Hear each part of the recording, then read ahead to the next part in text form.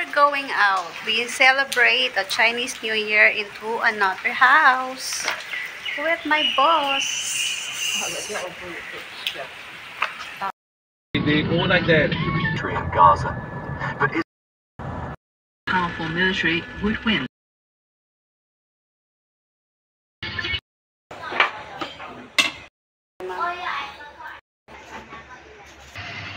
Butik na. Wow!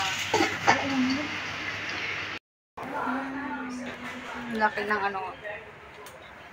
Yung mga ulam mo namin ngayon. So, maraming food.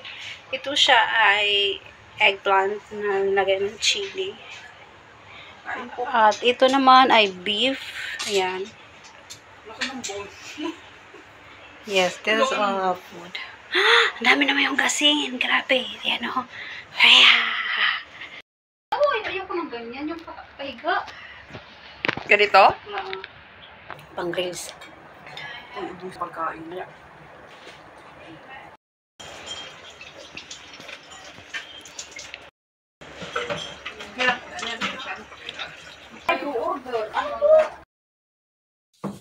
Today ay busy tayo sa pagluluto at pag-prepare ng mga ingredients. Kailangan kasi matapos na ako ng 11:30. Hinugasan ko na lahat ng dapat hugasan. At ngayon, kailangan ko i-marinate ang tempura prawns ko. So, ang hinalo ko lang yung mga ingredients dyan. So, nilagyan ko na lang sila ng mga ingredients. Pagkatapos ko yan i-mix, ilalagay ko na yan lahat sa ref. Mamaya pa kasi ako magluluto ng mga around 9. Kailangan ko lang sila i-prepare isa-isa. Kasi nga, ako lang mag-isa ang magluluto niya. Yun naman ay gagawin ko na yung para sa kebab. Lalagyan ko lang din ng turmeric or 5 spice o lahat ng pampalasa dyan. At syempre, marinate niyan natin ng 30 minutes. Ito talagang inuna ko gawin kasi tutuhugin mo pa ito ng mga stick like a barbecue. Tapos kailangan mo pa siya ilagay sa oven. Hindi naman kasi pwede dito sa bahay mag-barbecue kaya i-oven natin. Yung tipo kahit pagod ka pero nag-i-enjoy ka. Hindi, sa totoo lang, masaya ako sa ginagawa ko lalo na pag inutusan ako ng amo ko magluto para sa mga kapitbahay niya at para sa mga kaibigan pero niya. Worth it naman lahat kasi nga nakaampaw ako. So, kaya yan, i-marinate ko na at ilalagay ko na sa ref muna. At gagawin ko yung iba pang dapat kong ito lang talaga ang ginagawa ko every Chinese New Year. Bawal naman kami maglinis kaya diretso na ako niyan sa kusina. Pagkatapos ko lahat hiwa-hiwain at hugasan lahat ng dapat ko lutuin ay nag-almusal na ako at ito naman ay gagawin ko, hiwain ko muna kasi dinepros ko to, ang tawag nito ay goyang. Meaning para lang siya sa atin ay yung embutido. Ay pinagkaiba lang kasi yung pinabalot dyan ay beans cork. Yung sa embutido naman ang ginagamit natin ay foil. Paggawa ko nito ay kailangan advance kasi mahirap siya gawin in the whole day ko to ginawa. Grabe ang ingay naman dito sa area namin. Pagkatapos ko hiwain tong goyang na to ay ilalagay ko na to sa ref ulit. Kailangan natin ibalik lahat sa ref kasi gagawin ko nga yan mga 9:30 pa. Kaya ngayon ay naghihiwa lang ako yung mga ingredient para mamaya pag magluto ako pagsalang naman. Itong hinihiwa ko ng mga bell pepper ay para to sa aglayo at para din sa kebab ko. Hiniwa ko lang to ng pa-square at yung iba nito ay pa-cubes para sa aglayo at olayo pasta. Pero mas maganda kasi yun ang luluto ka, mag-isa ka lang para walang abala. Kaya yung amo ko, pag pumapasok sa kusina, lumalabas yan kasi para daw hindi daw ako ma-distract. Ngayon, nagsisimula ako maghiwalit ng pa-cubes kay para sa aking pasta. So, ihiwalay ko lang at separate ang kebab at para sa pasta ko.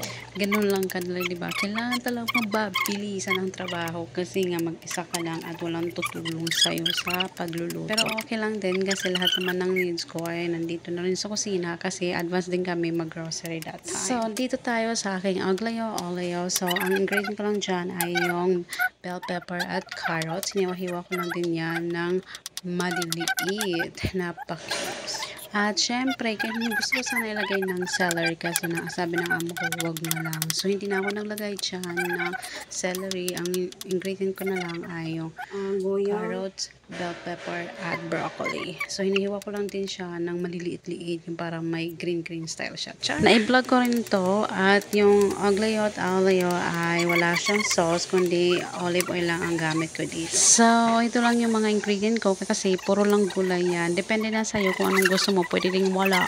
Nasa sayo kung hindi ka rin mahilig sa gulay. Mabilis lang naman magluto ng aglayo at alayo. Nasa 5 minutes lang luto na siya. Kaya hinuli ko na siya sa pagluluto. Next naman natin gawin ay yung asparagus. So, tinanggalan ko na ng balat niyan kasi inutusan ako na amo ko. Natanggalan ko daw ng balat para hindi din matigas. Isusutay ko lang tong asparagus with the scallops. Sarap naman tong asparagus na to. Para siyang okra.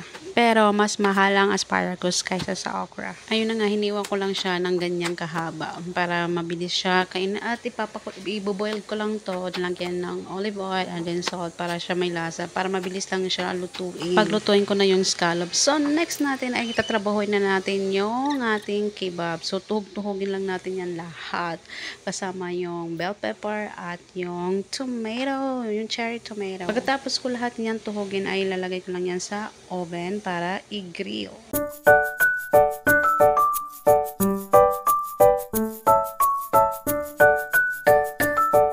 Ganito lang talaga mga ganap ko every Chinese New Year pag dito sila naglalan sa bahay. Sunod naman ay simulan na natin iprito ang ating goyang, ang ating embutido sa Pinas. So nilagyan ko lang siya, yan, idinip ko lang yan sa egg. Tapos iprito mo, ganun lang. Huwag yung deep fry ah.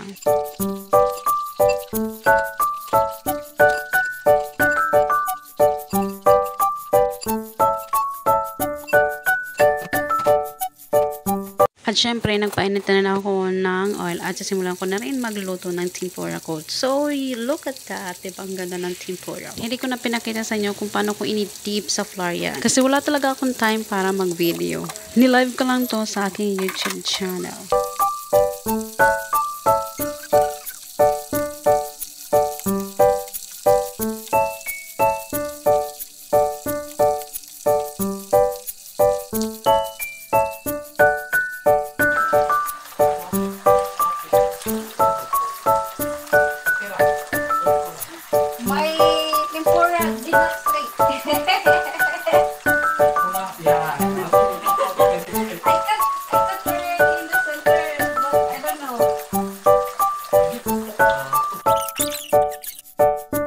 So, ito na nga, nagkadatingan na sila. Di pa ako tapos magluto. Sa pagmamadali ko, nakalimutan ko na yung video yung paggawa ko ng pan. Niluluto ko ngayon ay yung asparagus with scallops. Isusuti ko lang yan sila. So, may kasama na ako, taga-hugas siya. Kasambahay din yan, kapatid ng amo ko. So, siya yung taga-hugas ko at ako naman taga-luto. Tapos na ako magluto, naglilinis na lang kami at ngayon ay mag-cellphone na kami kasi kumakain na sila. At kami ay nag-aantay na lang kami na abot ang voucher.